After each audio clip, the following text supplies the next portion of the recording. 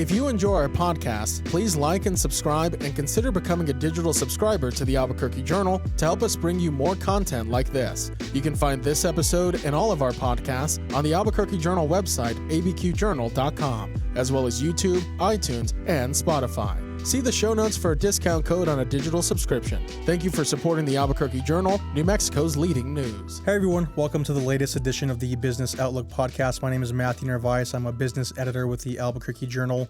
I want to thank our sponsors, C&M, for sponsoring this show. Today I have Bill Keleher on, an Albuquerque attorney who is also leading the formation of a downtown Albuquerque business improvement district. In the show, we talk about what a business improvement district is, how it works, the people involved, and what it can mean for the heart of the city in the years to come. C&M is truly one college with infinite possibilities in tech and data sciences. C&M offers programs where everyone can learn about software, apps, or how to build websites. You can also choose from AI programs and machine learning, the Internet of Things, and so much more. C&M, one college, infinite possibilities, and a proud sponsor of the Albuquerque Journal's Business Outlook. Bill, welcome to the show.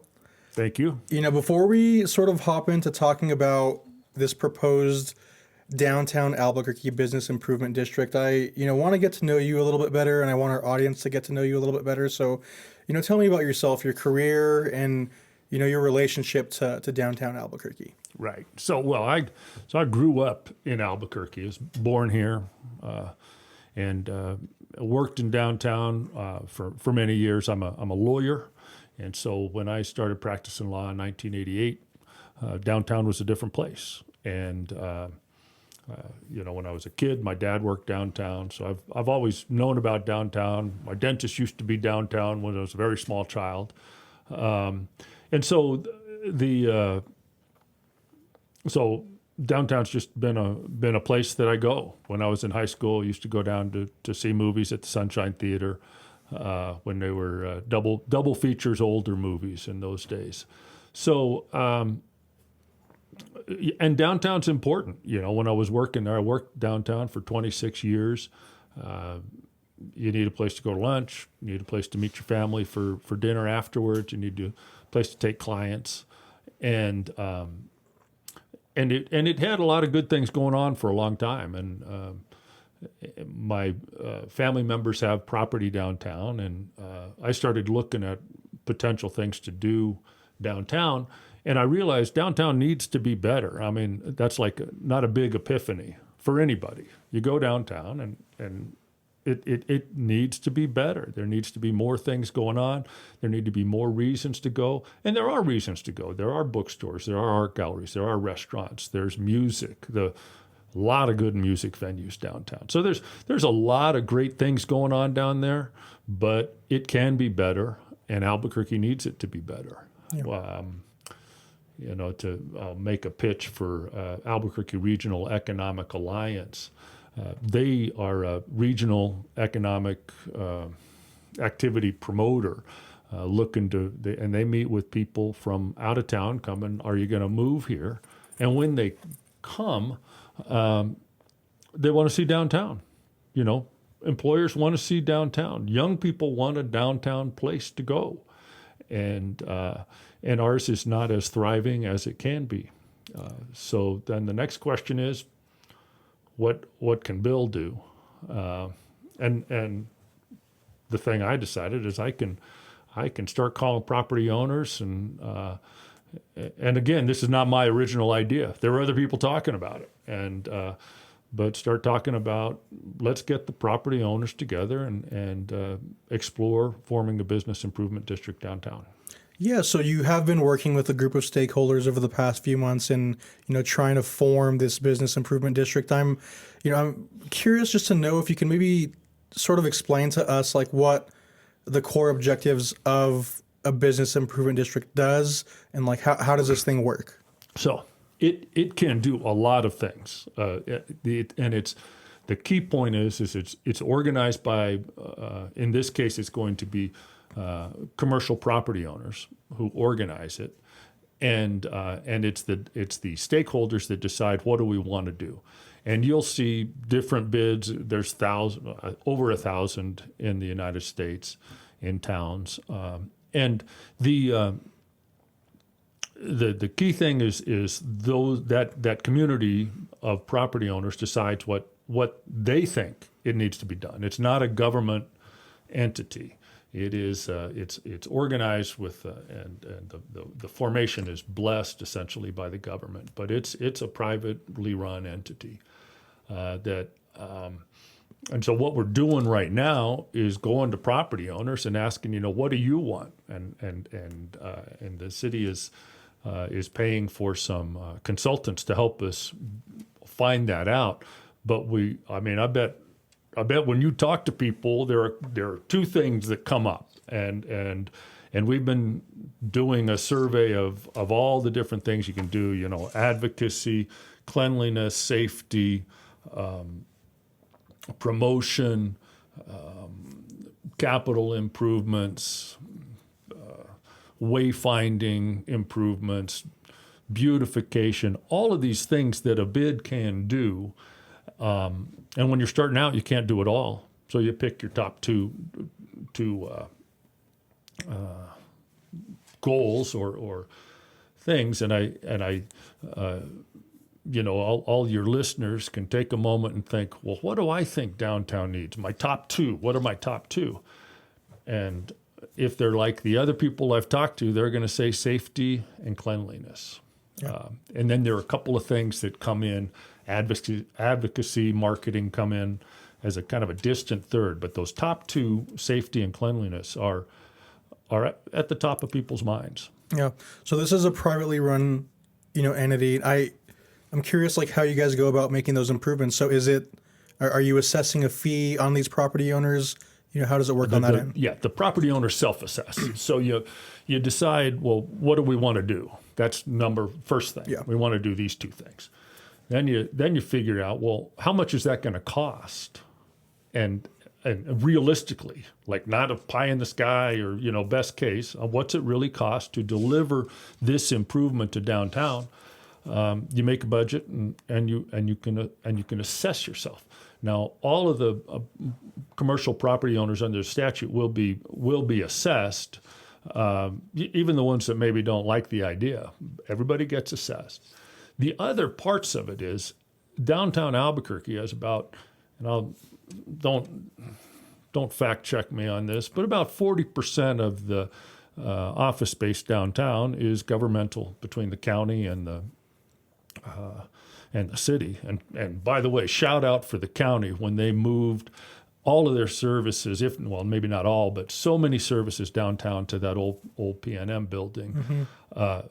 That is a great place to go. I tell people this. I say, go look at that building. Go inside there and see how well they treat you. Yeah. And people think you're joking, but I'm telling you, go down and check it out. It's a really service-oriented, great place. But those people that work in that building, they deserve a downtown that's good also. Safe and clean. And so in this case, the bid proponents have been talking to the county and the city about how are you going to pitch in? What you're a property owner.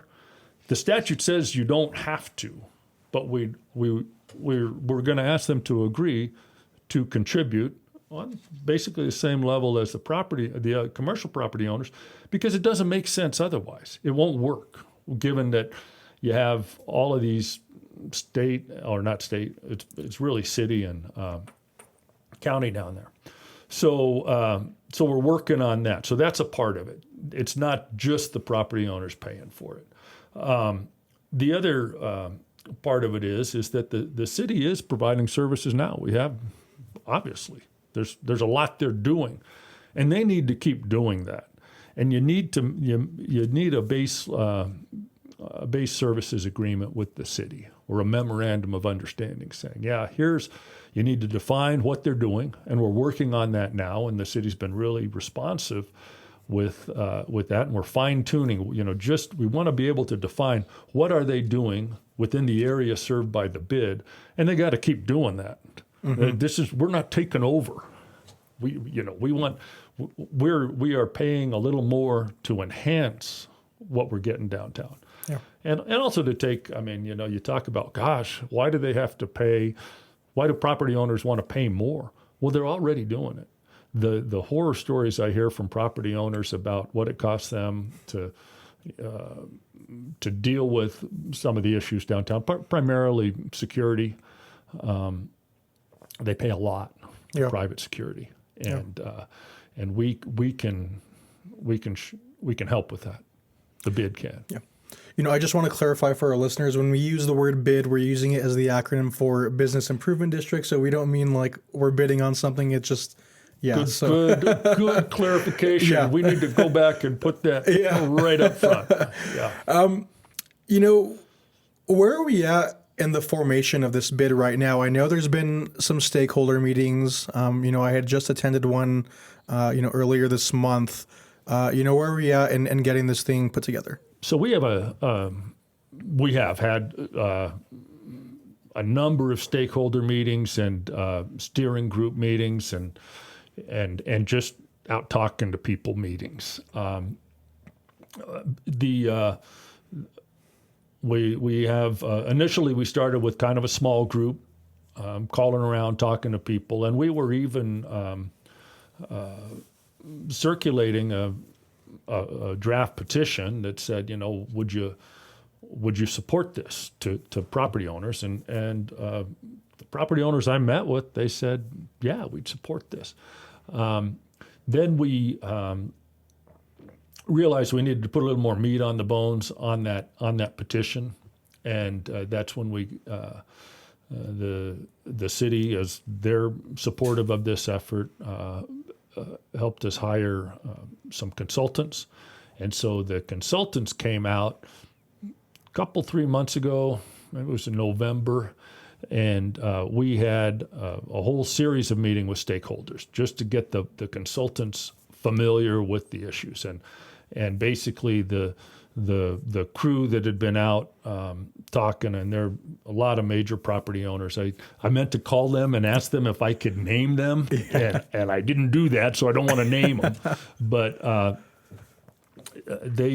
we all called the property owners that we knew or emailed and invited them to come, and we had a whole series of meetings with the consultants over the course of a day. Probably got 30 property owners in that meeting. Then from that group, we got formed what we're calling a working group that includes some skeptics, because not everybody is sure this is a good idea. Mm-hmm. And nobody's committed until we know exactly what we're doing anyway. So we want to get everybody's input to make sure we do something that makes sense. With that, that working group is met, I think 2 or 3 times, and then of course we had the larger meeting of stakeholders that you came to, and as you were there, so that there was a sort of a priority survey that was taken at that time, and I've already given it away. The top 2. With all the groups we've done have been safety and cleanliness is what people really want to improve downtown. That said, we're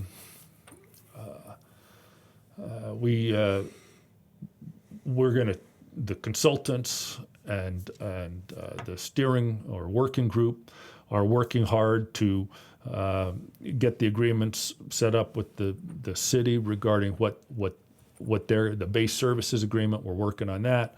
We're working on fleshing out the plan of exactly what it will cost, sort of an outline of the plan. And then we want to take that back to a larger group of property owners, just keep going and refining that and making sure that the property owners are in favor of what's being done, so that we have a majority of property owners supporting it. When ultimately it's taken to the council. Yeah. You get a majority of the property owners to say, this is what we'd like to do. I go to the council. The council says, okay. And under the New Mexico statute, the city council appoints a planning committee of 5 people, and they do any fine tuning that's required on it, and then come back, and then there is a procedure to give final approval to the plan. So I know, at least from the fee perspective, and just in other ways, it is heavily involving property owners, the formation of this bid. But I'm curious, like, how your group has been involving others, including business owners downtown, and maybe even residents. So the gold star are the business owners who also own their property, and so I'm always talking to those people. Because they get it all they're living the dream down there, and then the consultants have been reaching out to community members, and our meetings are open to community members. When we had the property owner meeting, the most recent one, there were the president of the board for Main Street came, as did their executive director. Both of them were there, and the consultants have been reaching out to them to get their input. And there, and there's the residents there. I mean, everybody wants downtown to be better, including. I mean, everybody wants it to be better. Residents, business owners, property owners. Yeah.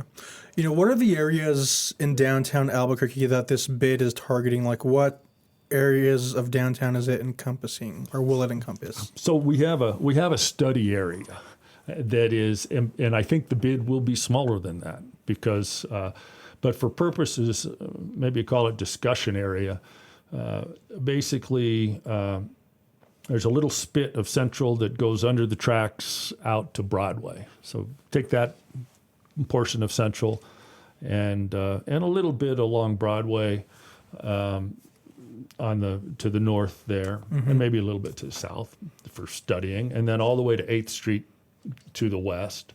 And then the south would be Cole is our working border, and then Lomas to the north.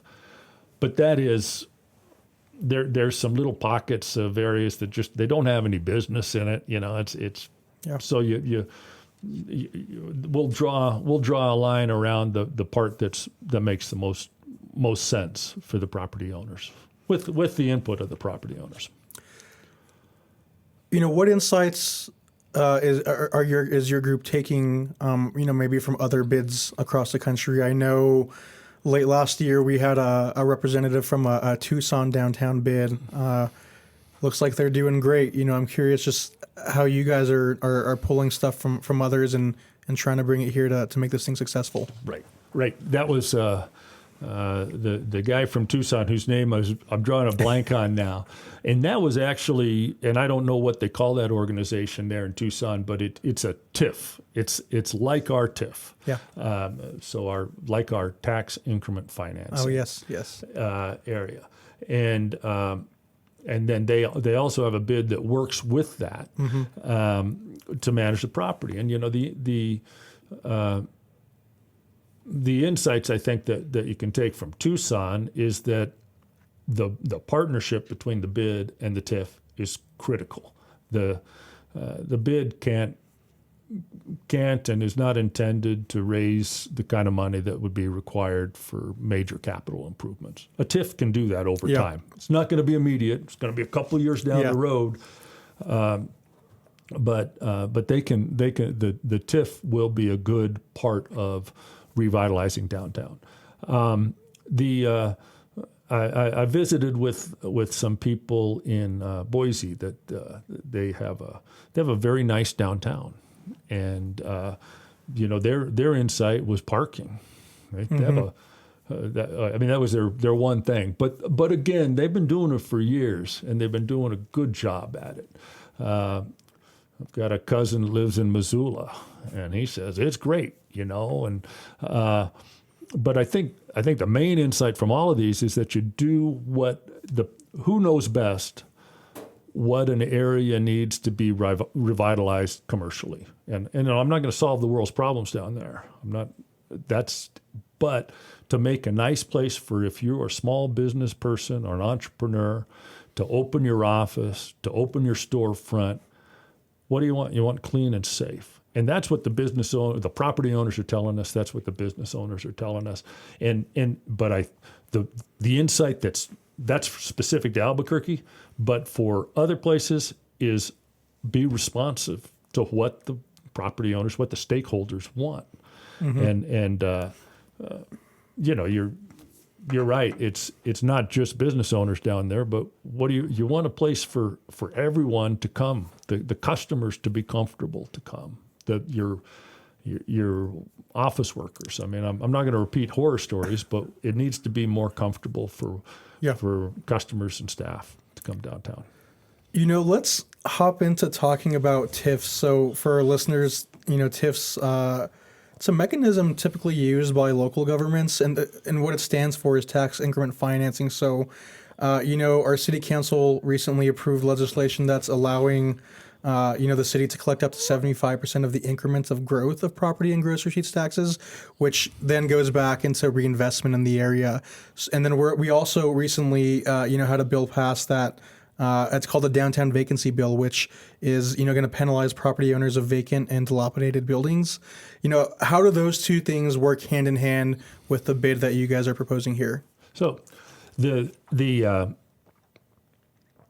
if you were to analogize the bid to a property management entity, and then the TIF will have the resources to do some nice, perhaps capital improvements and more substantial help for businesses starting out or whatever the businesses need. They can do more substantial money for targeted improvements to downtown. And then the bid is there to polish it up. The vacancy bill, I think, is helpful. I supported it. And what it does is just to, and it's a long-term thing. Yep. It starts in July. You register your property, and then if you're still vacant, more than 70% or more than 30% vacant for 9 months of the year, the following year, you register and pay a fee, and then that fee will grow if you're still vacant years after. And that's just to. I think it's almost to avoid people from just being, I don't understand the motivation to keep a property downtown vacant. Yeah. So I don't know why they're doing that, but this is at least something to alert the person that maybe I ought to do something with my asset. Or if I don't want to do something with this asset, maybe I ought to sell it to somebody who will. I take my cash and go park it in some other downtown. I don't know why. Like I say, they keep them vacant, but it doesn't do any good for a downtown to have a bunch of vacant buildings. It doesn't feel good when you're walking downtown. It's a maintenance issue. It's not fair to the Lindy's on the corner there to have their customers have to walk past a bunch of vacant stuff just to get to them. Yeah. It's not fair. I know we had a bid previously for about 15 years, I believe, 2000 through 2015, that sort of flamed out. But in, setting up this new bid and proposing it and, potentially getting it through, what metrics or indicators will the bid use to assess its effectiveness in revitalizing downtown? And, over what time frame do you expect to see, results from this? So the statute solves part of that problem for us by requiring annual reporting about what you're doing, where the money's going, what it's being spent on. And also, after 5 years, it has to be renewed. Most bids have like a 99% renewal rate, or bids across the country. Yep. And I didn't find that statutes, but our consultants told me that. So if you're doing your job after 5 years, it'll get renewed. If you're engaging in a shoving match between different parties and not managing the managing it properly so that the property owners are benefiting, and still and maintain the support of the county and city governments, then it's going to fail. It's just not going to succeed. So you need a good governing. So the bid also, we should say, is under the statute is governed by it's typically a nonprofit entity that will actually run the bid. So that nonprofit entity will be the one making the hiring decisions for the executive director, making the contracting decisions with people providing services on the ground, and so specific measurements are going to be: are we satisfying? Are things getting better? Are things cleaner? I mean, that's a management issue that you talk to your people and saying, how many times are we sweeping the street? How clean is it? Because it's. I mean, look at the sidewalk downtown right now. It needs a good power washing in sections. I mean, and we have some people down there that are doing a good job, but their budget is the same now as it was 10 years ago. Yeah. You can't expect them to be doing a great job with that level of resources.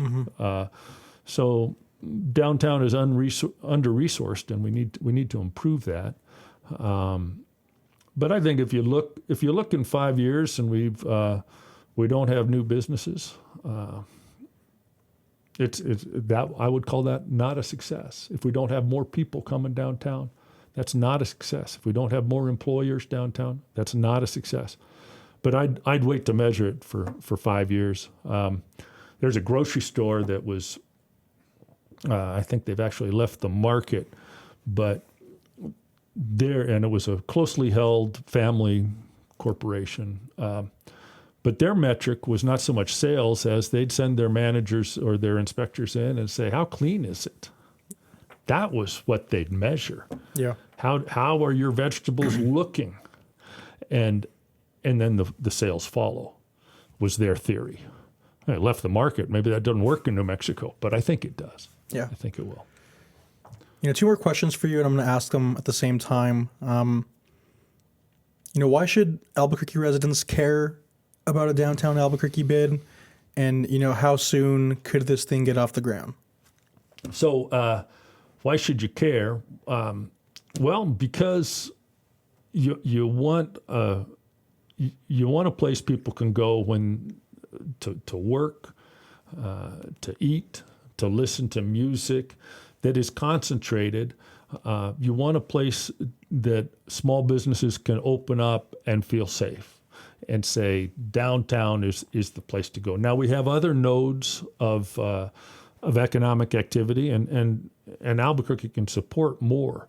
But when you travel and you're in a different city, I mean, you ask for, where's downtown? Yeah.